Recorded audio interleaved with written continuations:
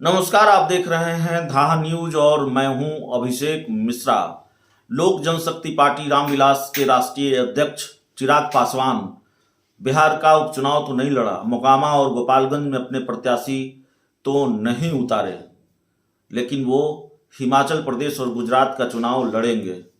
इस बात का ऐलान उन्होंने कर दिया है। कल दिल्ली में पार्टी की राष्ट्रीय कार्यकारिणी की बैठक थी और राष्ट्रीय कार्यकारिणी की बैठक के बाद जब उन्होंने पत्रकारों से बात की तो इस बात का उन्होंने ऐलान किया कि गुजरात और हिमाचल प्रदेश का विधानसभा चुनाव वो लड़ेंगे।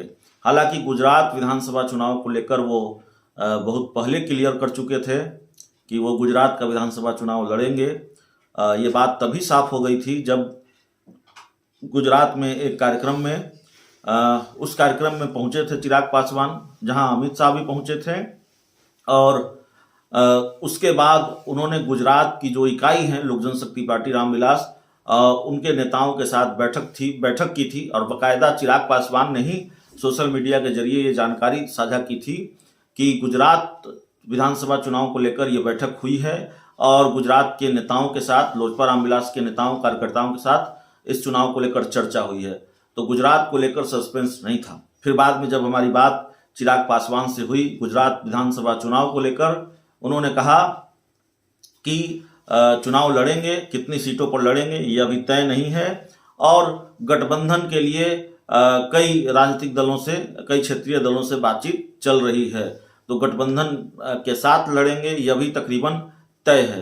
तो कल भी जब गुजरात चुनाव को लेकर कहा है या हिमाचल चुनाव को लेकर कहा है तो यही कहा है कितनी सीटों पर लड़ेंगे ये तय नहीं है, लेकिन गुजरात के बाद अब हिमाचल चुनाव भी लड़ने का फैसला चिराग पासवान ने किया है। और आप जानते हैं बिहार से एक और राजनीतिक दल है हिंदुस्तानी आवाम मोर्चा, बिहार के पूर्व मुख्यमंत्री जीतन राम मांझी की पार्टी है, वो भी गुजरात और हिमाचल का चुनाव लड़ने जा रही है। तो एक तरफ बिहार में उपचुनाव नहीं लड़ रहे हैं, मोकामा और गोपालगंज में प्रत्याशी नहीं उतार रहे हैं तेजस्वी, माफ कीजिएगा, चिराग पासवान, बोचहां का उपचुनाव नहीं लड़ा, लेकिन दूसरी तरफ गुजरात में होने वाले विधानसभा चुनाव में वो अपने प्रत्याशी उतारेंगे।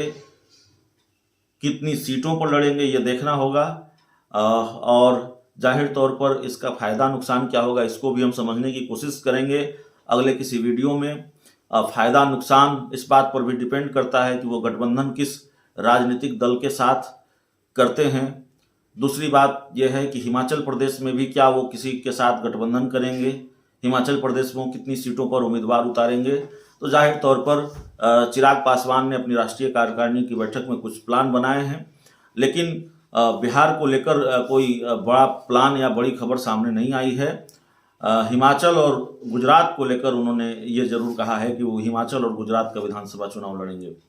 बिहार को लेकर जो इस राष्ट्रीय कार्यकारिणी की बैठक से निकल कर सामने आया वो यही निकल कर आया कि बिहार में राष्ट्रपति शासन लगना चाहिए। नीतीश कुमार से बिहार नहीं संभल रहा है और पूरे देश में रामविलास पासवान की मूर्ति लोक जनशक्ति पार्टी लगाएगी, लोक जनशक्ति पार्टी रामविलास लगाएगी। और इसके साथ ही बिहार में किसके साथ गठबंधन होगा चुनाव में, इसके लिए पूरी तरह से पार्टी के नेताओं ने चिराग पासवान को अधिकृत कर दिया है। तो बिहार को लेकर यही चीज निकलकर सामने आई है लोजपा रामविलास की राष्ट्रीय कार्यकारिणी की बैठक से।